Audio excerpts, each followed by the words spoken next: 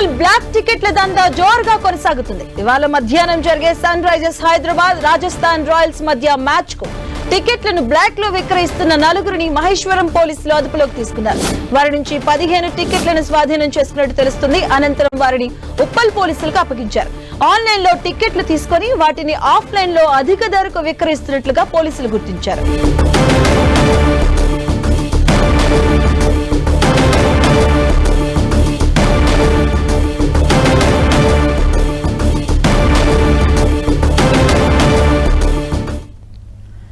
IPL లో sensational team గా మారిన సన్ రైజర్స్ ఐపీఎల్ 18వ సీజన్ ను కాసేపట్లో గ్రాండ్ గా మొదలు పెట్టబోతుంది. సొంత గడ్డపై రాజస్థాన్ రాయల్స్ ను ఢీకొట్టనుంది. ఇక గత ఏడాది ఫైనల్లో చతికిల పడి రన్నరప్ గా మిగిలినటువంటి హైదరాబాద్ ఈసారి ఎలాగైనా కప్పు కొట్టాలి అన్న కసితో ఐపీఎల్ సీజన్ ను ఆరంభించనుంది.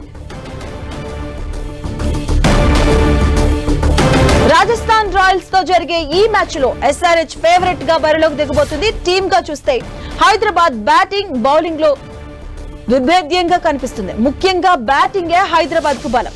ఐపీఎల్ లోనే అత్యంత విధ్వంసకర ఓపెనర్లు, దూకుడు బ్యాటర్లు కలిగినటువంటి జట్టు సన్ రైజర్స్.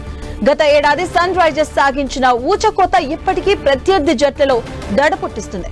ఓపెనర్లు అభిషేక్ శర్మ, ట్రావిస్ హెడ్ తో పాటు wicket keeper Heinrich Klaasen, all rounder Nitish Kumar రెడ్డిలతో బ్యాటింగ్ విభాగం అత్యంత బలంగా కనిపిస్తుంది. దీనికి తోడు కెప్టెన్ ప్యాట్ కమిన్స్ అలాగే మహ్మద్ షమీ రూపంలో అనుభవంతో కూడిన నాణ్యమైన పేసర్లు ఉండడం సన్ రైజర్స్ కు కలిసొచ్చే అంశం.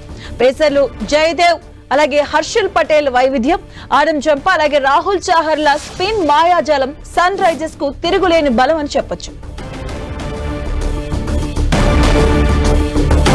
సొంత గడ్డపై సన్ రైజర్స్ ను ఓడించడం రాజస్థాన్ రాయల్స్ కు అతిపెద్ద సవాల్.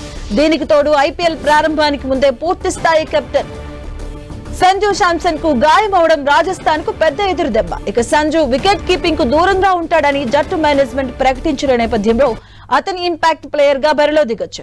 మరి ఈ క్రమంలో కొత్త సారథి రియాన్ పరాగ్ సారథ్యంలో సీజన్ ను ప్రారంభిస్తున్న రాజస్థాన్ కు ఈ మ్యాచ్ లో కఠినమైన పరీక్ష ఎదురవబోతుంది.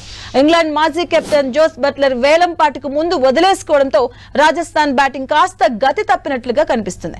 ఇక ఓపెనర్ యశస్వి జైస్వాల్ ను మినహాయిస్తే పరాగ్, హైట్మైర్ అలాగే ధ్రువ్ జురెల్, నితీష్ రాణాలు రాజస్థాన్ బ్యాటింగ్ భారాన్ని ఎంతవరకు మోస్తారు అనేది చర్చనీయాంశం.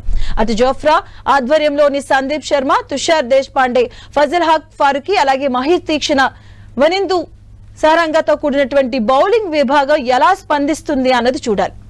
మరి ఇరు జట్లు ఇప్పటి వరకు 20 మ్యాచ్లు ఆడగా అందులో ఎస్ఆర్హెచ్ 11 విజయాలు నమోదు చేసింది. రాజస్థాన్ 9 మ్యాచ్ల్లోనే నెగ్గింది.